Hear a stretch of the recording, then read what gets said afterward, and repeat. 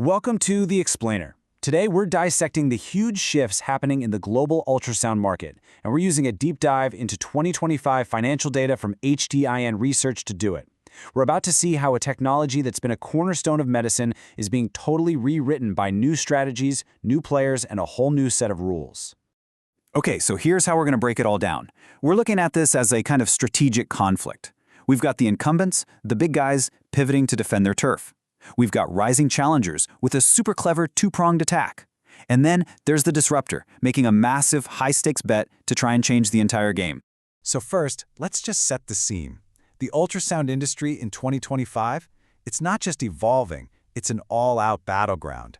And this fight has broken out of the lab. It's no longer just about the traditional hardware. It's being fought in the cloud with AI and data, and, maybe most amazingly, it's now being fought right from your pocket with these new handheld devices.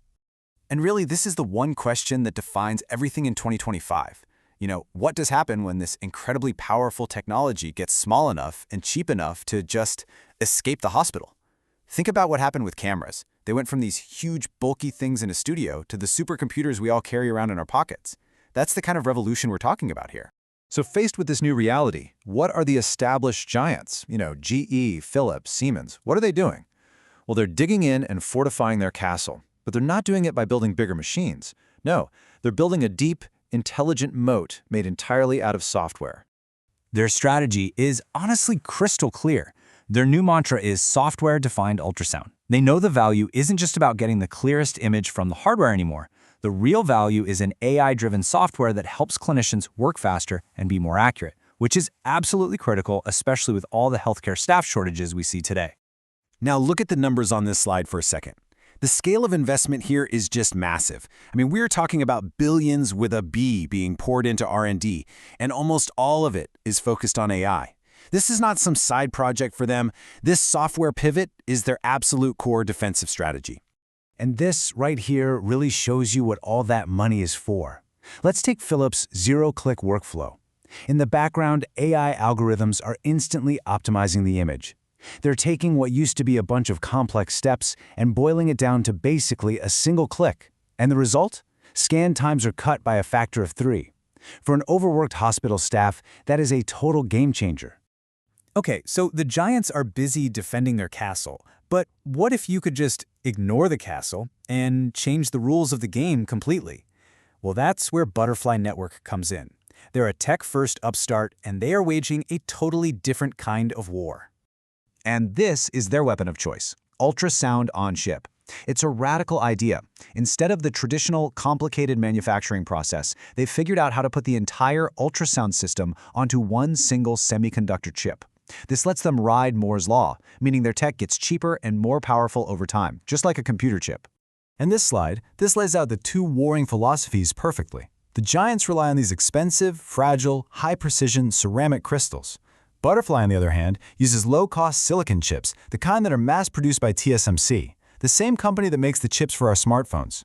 It's a completely different approach, and it's all aimed at something called POCUS, or point-of-care ultrasound, getting imaging power right to the patient's bedside. And this number is the payoff for that big silicon gamble, an entry price of just $2,700.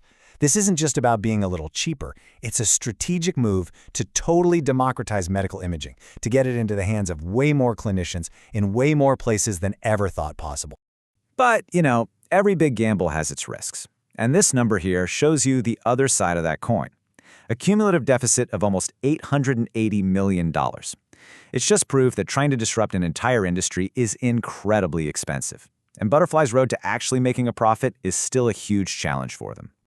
Okay, so while the giants and the disruptor are locked in this head-to-head battle, there's another major force on the field, and they are executing a brilliant flanking maneuver. I'm talking about the Chinese challengers, and they are led by the very formidable Mindray. And the thing to understand here is their two-pronged attack. It's really, really smart. First, they use their cost advantages to just dominate the base of the market, both in China and in other emerging economies.